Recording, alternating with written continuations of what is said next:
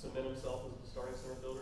Yeah, I think there could be situations where we would do a different combination out there in the outfield based off what's going on in the game. I feel confident each of those guys know those positions well out there, especially at home. But I think he's solidified himself as a personality on the team. I've said multiple times he's started to really come out of his shell as the type of kid he is and the competitor that he is. And then also we know we're getting a guy that's hooked up on defense and gives you competitive at-bats every time he's in there. We'll go Mike and then Eric. Kind of similar vein, but what did you like about Dylan Dreiling, maybe in terms of composure, just the way that he handled himself through that series? Yeah, you hear coaches talk about, or even announcers, the guy knows how to slow the game down, and I wish I knew what was in that recipe, but he seems to have the game come pretty slow to him in the box for anyone, especially a freshman. And then also he's got a lot of skill with the bat. I mean, that was kind of known coming in based off how he was scouted by major league teams when we recruited him, how well he's done against strong competition. So that theme continues, and really I look forward to him getting better in other areas too, because he could be a pretty well-rounded player before he's done here. Jack, or go ahead if you have another Eric, and then Jack after that. Tier's got a couple babies last week, which is good to see, but how was he in terms of running out there in the outfield with that hamstring? Yeah, a little bit more mobile than he was. Would really like to be more conservative than not with that deal. Everyone knows a hamstring is something that can kind of linger for a while if it's not handled or treated the right way. So would rather be patient, but at the same time, he is still a valuable bat for us, even if he's not in the outfield. I think we're probably a week away before he could be in the outfield. But as far as offense goes, or maybe even staying on the bases, if he would have reached base, his second base, he had a line drive that the right fielder made a nice play on. If he were to be safe on that, we would have pinch ran for him right away. I'm not so sure this weekend we couldn't leave him on the bases as long as it wasn't a game time situation or anything like that. With Jack and then Zach. Chase Burns hasn't been his best in SEC play. What have you seen from him and the reason for his struggles? Yeah, I mean, he's maybe had some inconsistency. It's tough to say struggle because at times he's dominating the opposition. I mean, I feel like, it was a moment in the middle of the game where Chris Burke and I are joking in the mid-game interview about how dominating he is, and then the next thing you know, you see things go the other way. So it's just been a lack of consistency. And Frank knows better than me, but my assessment that I've said a few times has been temperament. You have a guy who's a year older, more confident, and his stuff has ticked up a little bit. Some of that intensity, whether it's Charlie Sheen coming out of the bullpen in a movie or John Rocker back in the day, that closer mentality, maybe you can pull it off for an inning, but really the best closer of all time maybe is Mariano Rivera, where it's a very consistent intent but focused mentality that the guy had. And I can't speak for Chase because internally I don't know what's going on in the game, but you can see there's moments of extreme intensity and maybe trying to do too much, and so maybe a lack of consistency in their performance.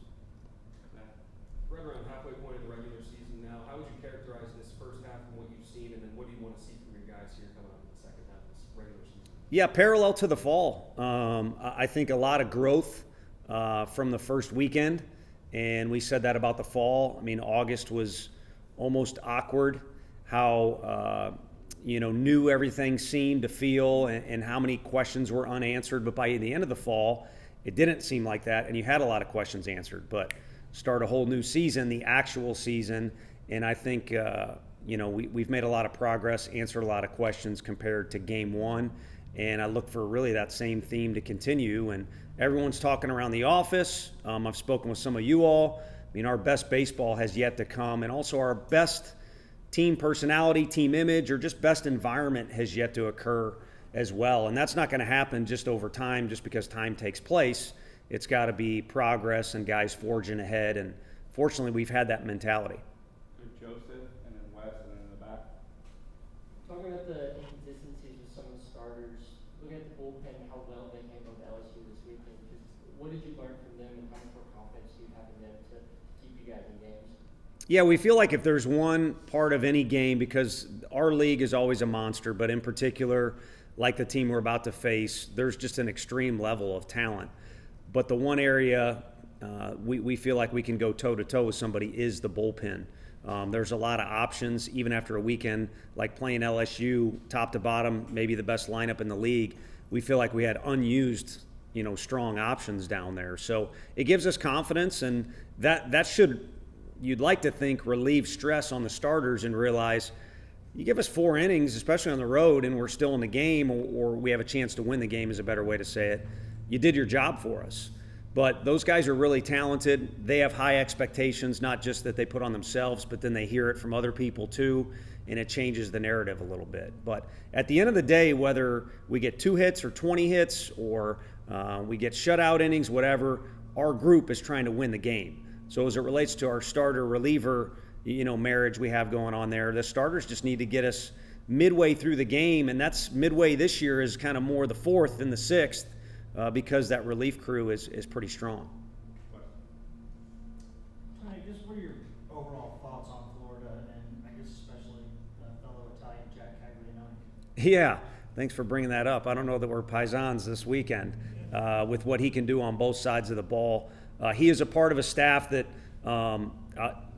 Solei's been around this league and done as much as anybody, and he said this might be his best staff he's ever had.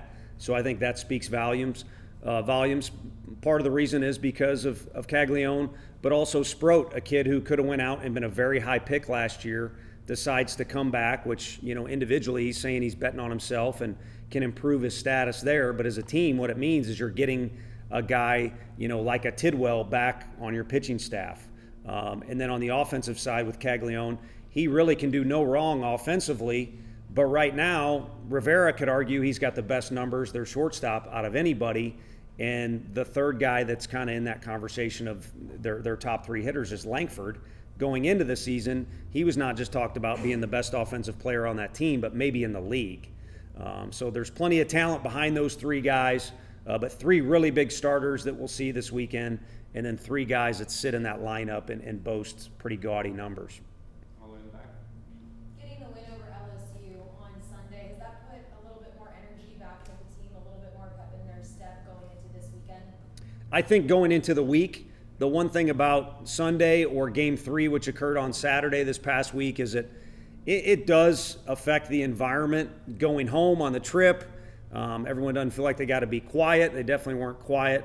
And then when you start the week, you do have a little more pep in your step and certainly confidence. In this league, you can't shy away from competition at all, but it is one of the toughest environments that we'll play in all year long. Again, one of the, top to bottom, maybe the best lineup. So to come out of there with a win and knowing that maybe we didn't play our best baseball and we're in each of those 3 games should also add confidence to the guys that we can compete with anybody in the league. But this will be a new set starting tomorrow night.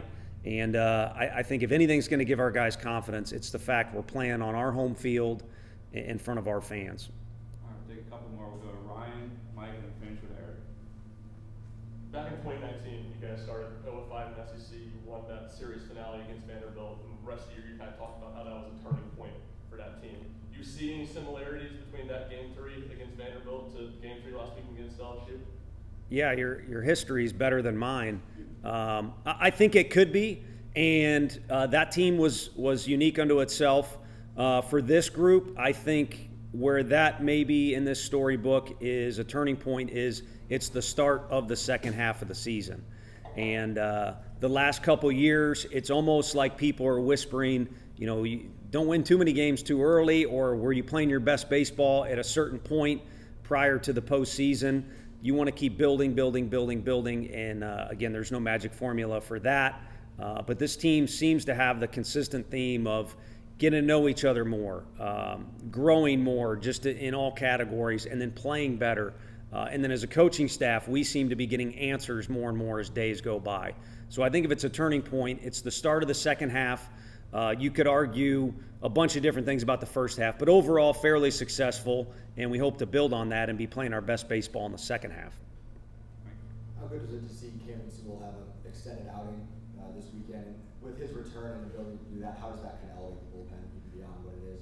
Yeah, I mean, it does a lot because it was, to me, you can't pay too much attention to the scoreboard. That deal, and then, of course, Zane, popping one out of the park so we're not sitting on a lead, was the edge in that game.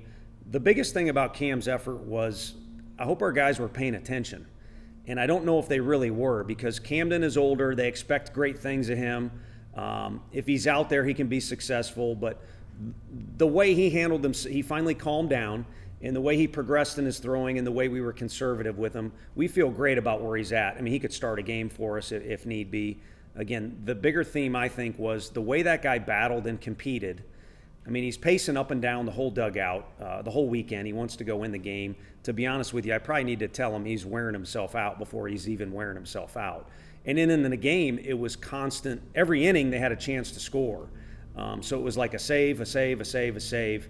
And the way he battled is something that our guys need to recognize. He's got talent, but he's been around this league for a long time and had a lot of success because of the type of competitor that he is. Mr. Barrett.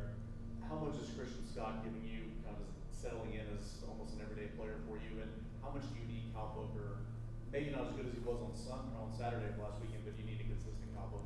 Yeah, just be Kyle Booker. And we've kind of conversated about it a bunch of different ways, but the kid can do some electric things with the bat. He can be a real positive for us defensively. Last year kind of switched the game for us against Georgia Tech in the regional final. If you remember, he was a pinch runner for us. So in all facets of the game, he can be incredibly valuable. And he's got a really fun personality to be around. I mean, he's, a big league clubhouse type guy. But like a lot of kids, not just on our team, he can kind of cover that up almost with a negative blanket when he tries to do too much or gets emotionally out of control or anything like that. So if he's himself, it's a lot of fun. I mean, he broke into this league as a pinch hitter for us in the 8th and 9th inning against the best closers in this league his freshman year and did really well. So I think that speaks to what he can do as much as anything. And then for Christian Scott, it's just fun to see him play every day because you saw the theme coming of, okay, this is his year to be out there more. He's had injuries. He's had really good players in front of him. He's had growing pains. And he tried to do so much early on. Again, negative blanket kind of sounds crazy, like teaching kindergarten class. But for whatever reason, he kind of pushed aside his best baseball with trying to, almost do too much. And now he's just playing. And again, a kid that the other guys cheer for. We've been dying to see out there a whole bunch. He's been wanting to be out there and capitalize on all his work he's put in. And again, he's just given us what Christian Scott can. And we don't need him to try and beat out Caglione for the SEC home run title or steal more bases than, Chris Burke or anything like that. Just go out there and play. And when he does, it's pretty nice. Got a guy who can bunt, a guy who can steal bases, a plus defender, and a guy who's come up with some big hits for us in really, a small sample size of opportunities.